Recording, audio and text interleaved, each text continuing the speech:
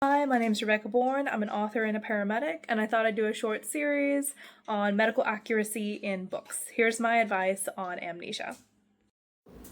So you're writing the newest soap opera, and you've come to that arc where you're going to need to implement some amnesia. Or maybe you're writing a thrilling detective novel, but the detective got hit by a car and needs to conveniently forget what the car looked like. Either way, I got you.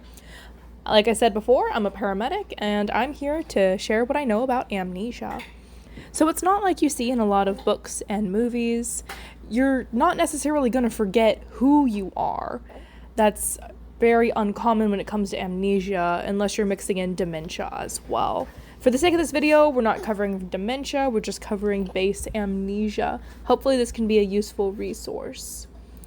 Amnesia, how it works is you can have memories about before the incident, but your brain will lack the ability to make more new recordings, except in special cases I'll cover later. So think of it as you simply stop hitting the record button on your phone. You'll be able to memorize things from your childhood, etc., but when it comes to making new memories, it's going to be a little tricky.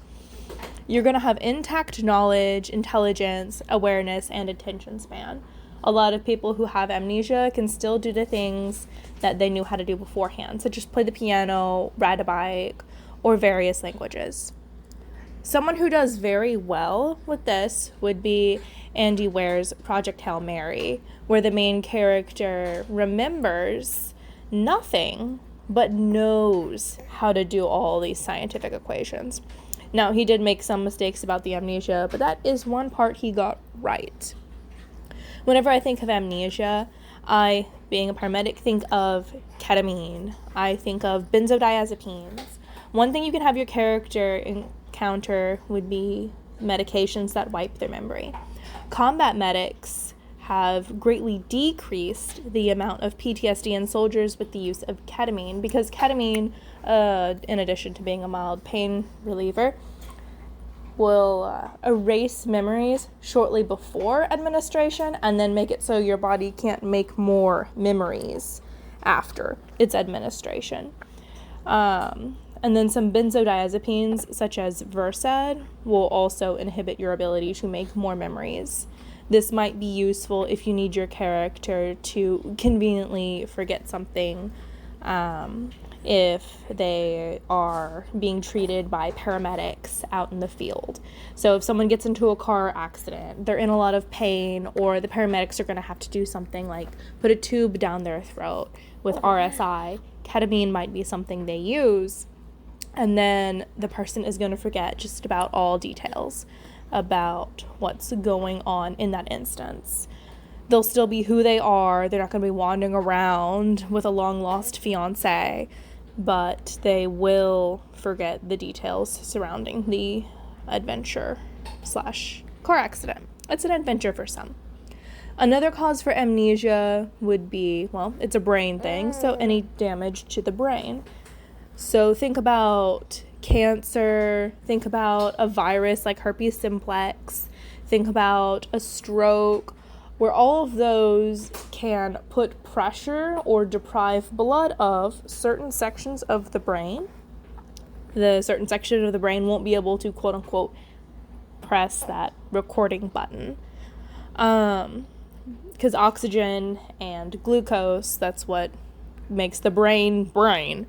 So if the brain's not able to get any of that, the recorder can get turned off.